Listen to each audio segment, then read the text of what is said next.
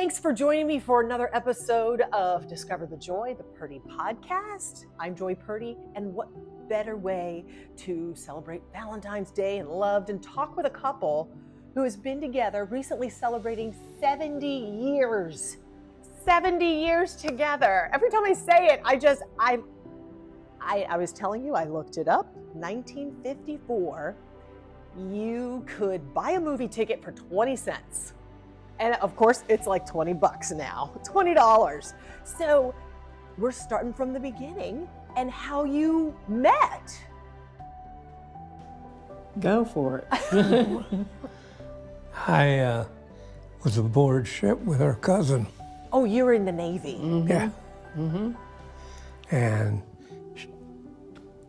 her cousin's family lived in San Diego, where my home port was. Oh. So she was down there visiting them, and I happened to meet her. And that was the end of that story, and the beginning of another. You were in college at the time, and I take it you were smitten by her beautiful look. She was beautiful, still is. Now, you know, as women, we are a lot more critical, I would like to think.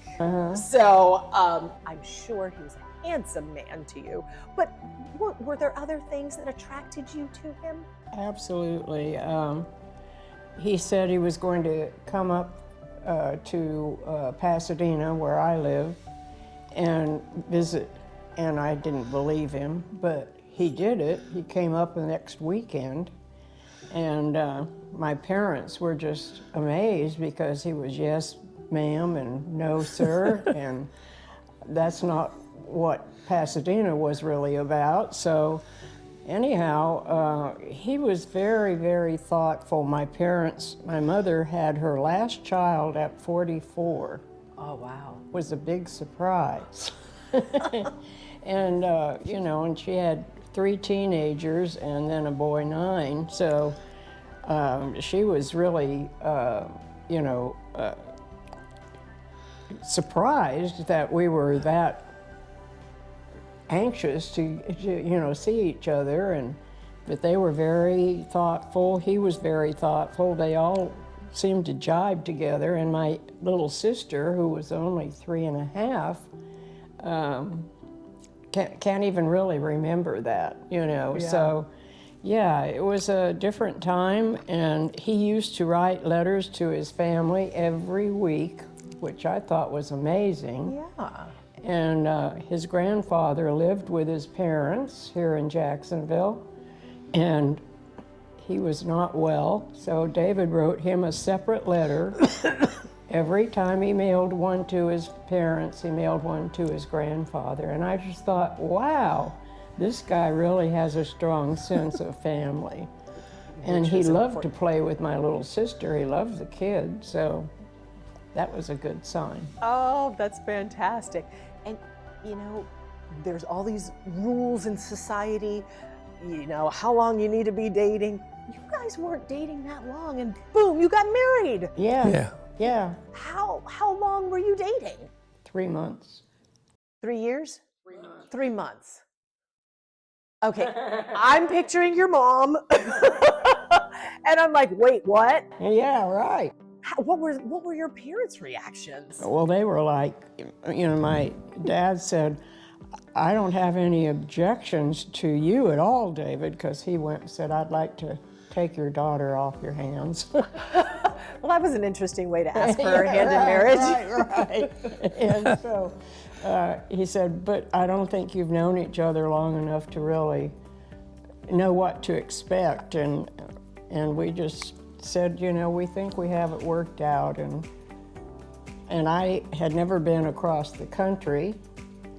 David had been to Japan and all over with the Navy. So going to Florida, though, in 1954 was a culture shock.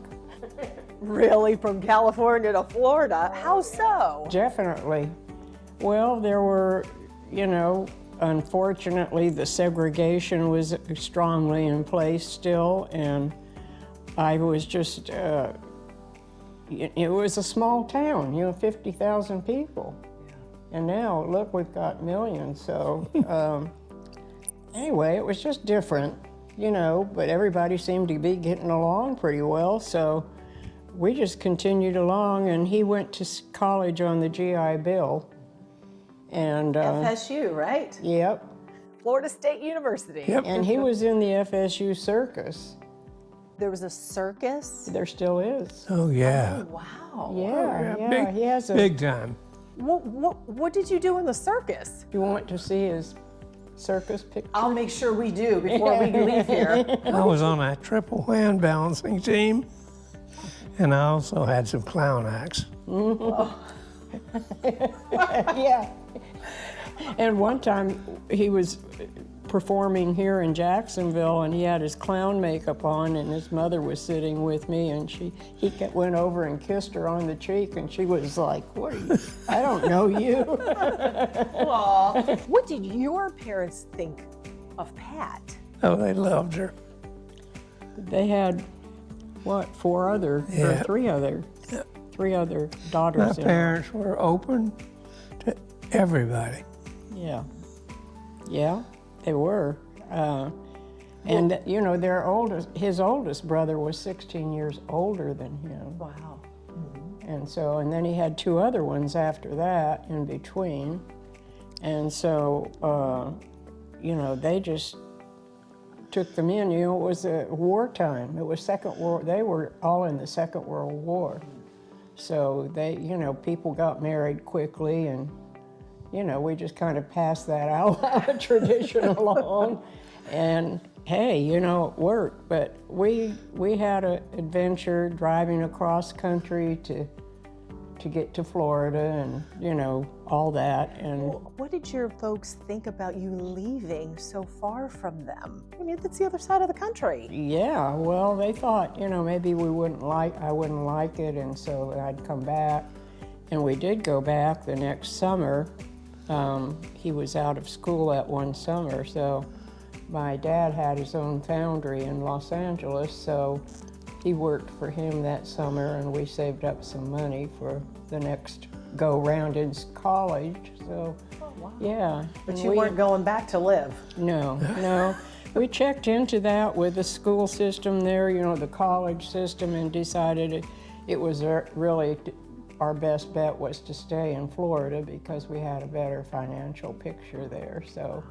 So we came back and been here ever since. Now, let me ask you this. In retrospect, 3 months, married, would you have done 3 months again? Would you have let more time lapse? Would you have done it quicker? No, that was quick enough. However we did it, it worked. Well, and it was partly because he had just 6 months left in the Navy, and then he was getting out, and after a 4-year enlistment. So then we came to Florida, you know. So it all jibed. You know, we were both raised Catholic, and so we had a church wedding. You know, we wanted to do it correctly, and so yeah, and everything just worked out. But as you were saying about the cost of things, you know, we were living on $160 a month GI Bill. Wow. And then when we got into married student housing, and I had all 3 kids by the time he finished college, and we had to pay cash for them. They were $150 a piece. You had to pay cash for what? The babies being born, Oh my goodness. going to the doctor for visits and everything. That's a whole month's worth of GI Bill. Yeah, right. Oh my goodness. And we just had a lot of different adventures, you know, and we lived in a old World War II barracks. And then David went out hunting with one of his buddies and found a baby pig in the wilds out there. So he brought it home. It was black and white and had little pink feet, so it wasn't very old. And we had our second child there. He was an infant, and so I would warm up the baby bottle for the baby, and then I'd warm up one for the pig.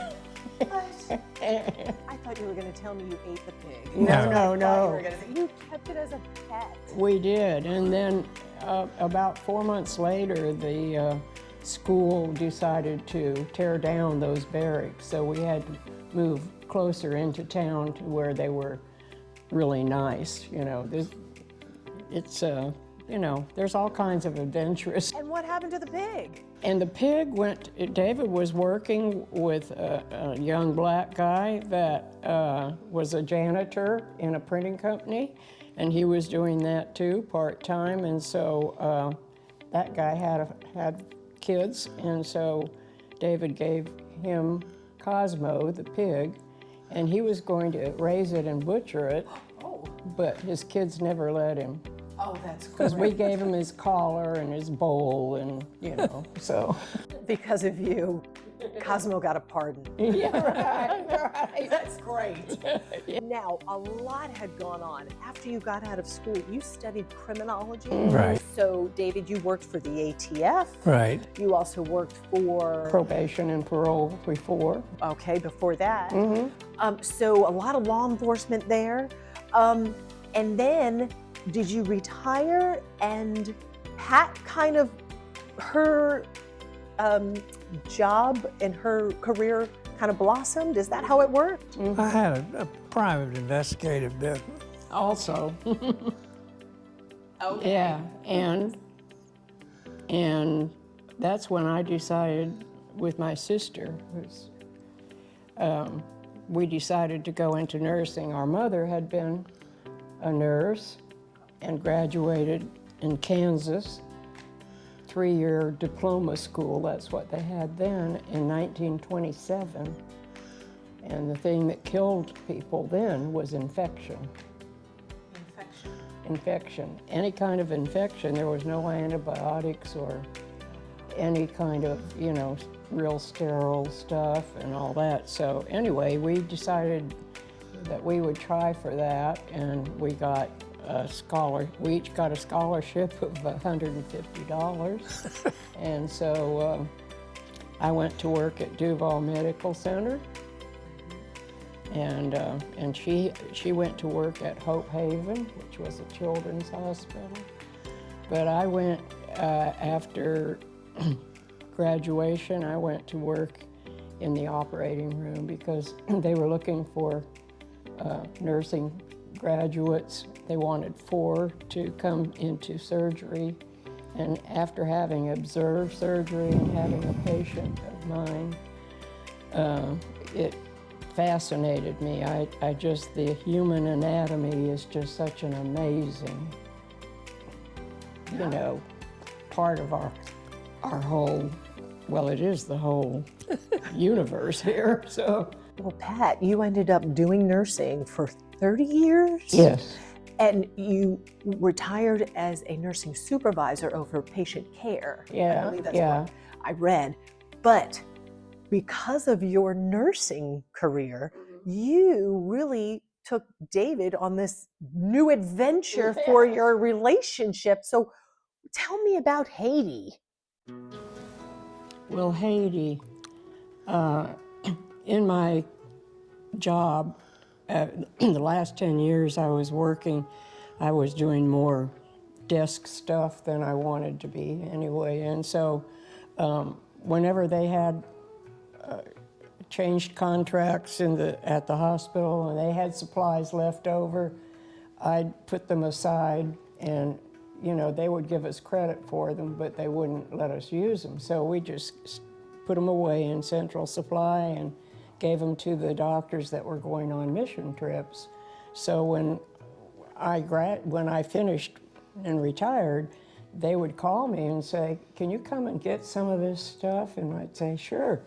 Excuse me. So That was the hospital telling you Yeah. to come Yes, and get the stuff yes. that you had squirreled away Right. and nobody used. right, and so it was all sitting there, and so I called Dr. Phipp, a local retired orthopedic doctor, and orthopedics was the one specialty that they didn't have an orthopedic doctor in Haiti. And you know, people just didn't get that kind of care. So the general practitioners did the best they could. So we started a mission there with Dr. Phipp and David and I. And I said, I'll go with you, because he said, just come with me. And we went, but I said, I won't go if David can't come, because we wanted to retire so we could do some things together. And he said, well, can you paint? And what did you do? Yeah. I can do anything. Is that your job over there, was painting and... Anything. If something needs repairing, painting, Yeah, he even... I'd tackle it. Yeah, right. And they had a problem with a well, and somebody had, an engineer that was working there was trying to figure out how to stop this leak in a well, and he went and got a basketball and put it in the hole down in the well. It sucked it in, Stopped the and flow, it took yeah. care of it. Well, there you go. MacGyver over here.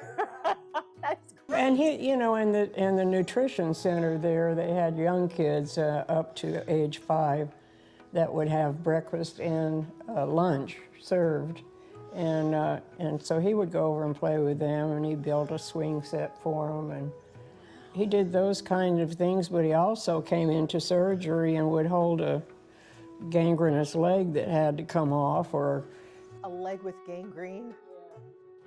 yeah, or piece of equipment that wasn't working properly. He'd crawl in under the drapes and try and get stuff fixed.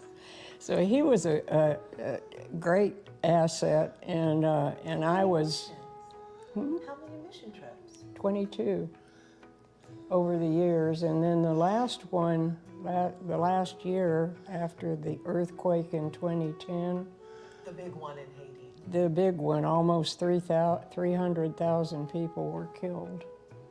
The buildings weren't very stable, a lot of crush injuries, and lots of orthopedic stuff. So we knew what we'd been doing all those 10 years up to that, because we had acquired beds, cribs, sterilization materials.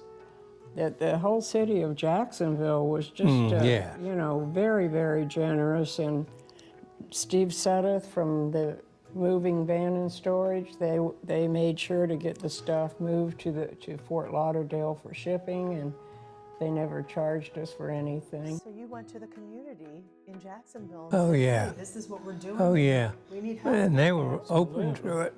Yeah, Baptist, even Mayo's. Mayo's gave us 400 sets of blue scrubs because they changed colors. They changed colors at Mayo, so they gave you the old colors, but they still worked. Yeah, right. And St. Vincent's changed from cloth drapes, cotton drapes, to disposables during that time. So they gave us all the, all of that equipment too. And so, it was just a wonderful reaction in the community. And I'm sure you saw a lot of just sad things over there, because Saw a lot of good stuff. yeah, Saw people picking themselves up and moving them.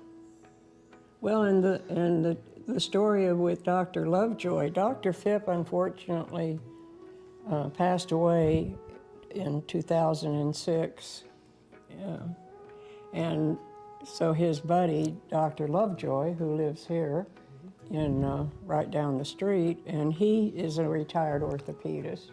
He and his son both are doctors, and so they just took the reins and made it continue, So, things worked out, but we had one lady, one big army tent, and David would go in there and talk to the people, and there was one kid that had both legs off, and he was laying flat in bed with just above the knee amputations, and so David saw him just laying there, so he went and made a bar for him and hung it so that he could raise his hands up and pull it up, and then, tell her that story about Dr. Lovejoy and the dancing. Was that for exercise? For him Yes, to... Yeah. for him to pull up. Right. Because he was just laying there, you know. He didn't have the weight of his legs. Well, he went on to do good things in business.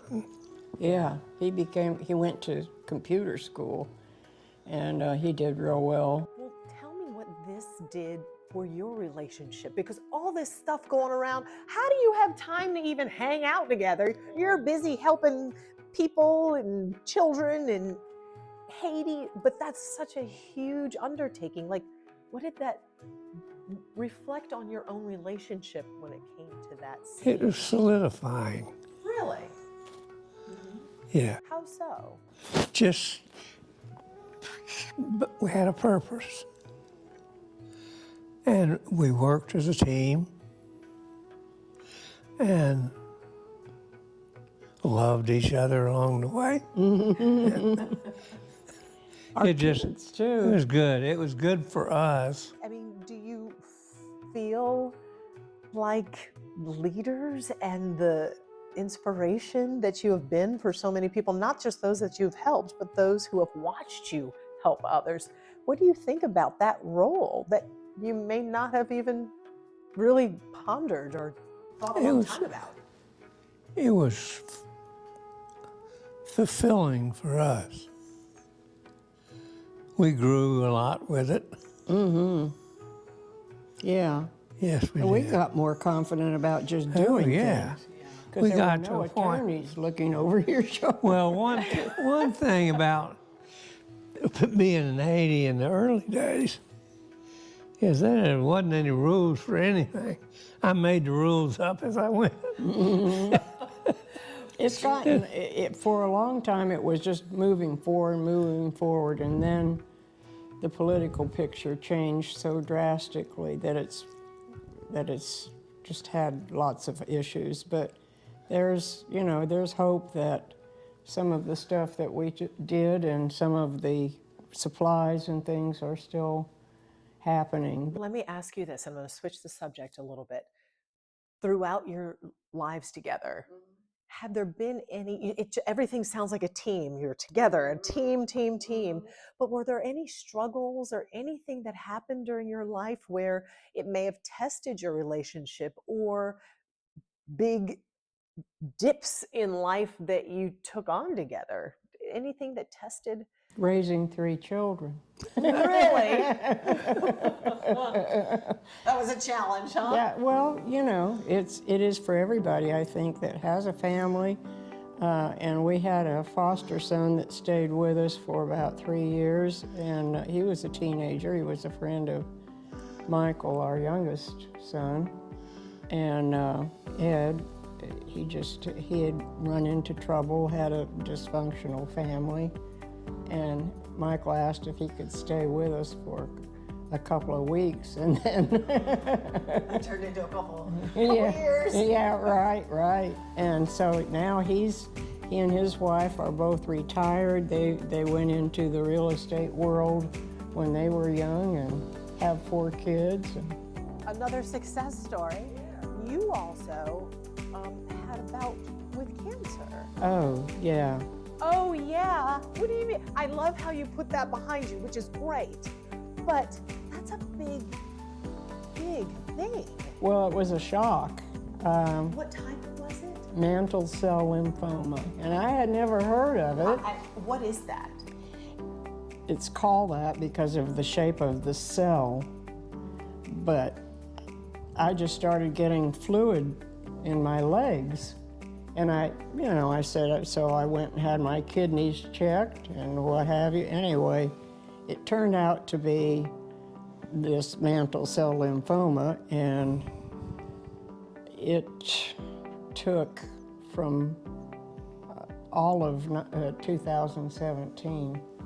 I was in the hospital or out or whatever, and I was in the hospital for 9 weeks, and because I had contracted pneumonia, and so got down to 103 pounds, which I don't weigh that, but don't want to either, and And then, you know, I stayed nauseated all the time. The chemo was just very debilitating because it has to kill the cancer, and hopefully it won't kill the patient. So, David, how was that? I mean, you want to do things to help, and you can't just go underneath the curtain there and fix things and Balanky's okay.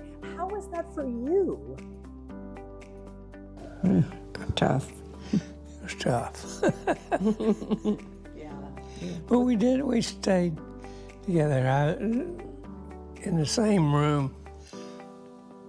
I sat every day, and there were hours and hours. We were just there together. Yeah, when I was in the hospital, yeah. Yeah, but even here at the house, he got very good at doing one egg over easy. He had to pick up the slack, do some cooking. Yeah, right. And so gradually, you know, then finally, after about, 14 months or so, I just said, I'm done, if this is gonna be the way it is. And so they put me on this drug called Calquence. Occasionally it's on TV. And it was 2 pills a day. And as soon as I quit the other stuff and started on that, I just started getting better every day. And I'm still on that drug with a grant. It costs $14,900 a month copay. And so, of course, I don't pay for it, but it's a grant. I don't understand that system, but we can ask President Trump when he gets in. Wow. I know. And so are you cancer-free? Yes. But do you have to continue taking this? Well, I don't have to, but they recommend it. So, yeah, I've been on it ever since then. But I've never had any real serious complications, That's once in a while, something GI, but that's probably would happen anyway, so. Well, so is that the key here, the key to a long marriage? What is it? Is it making sure that you had 3 months to figure that out. I don't know. What is the key? Tell me. Commitment. Don't you think when we said for better or worse, we didn't know what was going to be worse, but that probably was the worst. Yeah, it's work as a team. Mm-hmm. Well, you can't tell me that even now you're retired, as you're living comfortably. You can't tell me, Pat, that every once in a while you don't feel like bopping him in the nose and get out of my space. Give me some space.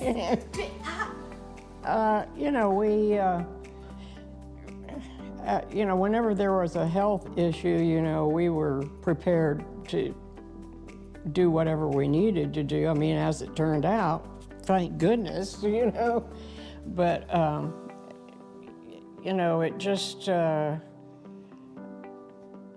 for the most part now too, that, he's 92, I'm 87, and so now we're really in touch with the fact that there is an end to all this, but we're not worried about it. We just keep doing what we're doing. So any advice for young couples? I'm sure people ask you that all the time. Mm-hmm. They do. What do you think? I'd say be open, listen. And say, Remember, you have 2 ears and 1 mouth. mm-hmm. So you listen twice as much as you talk. I love it. And Pat, you? Right, don't be surprised.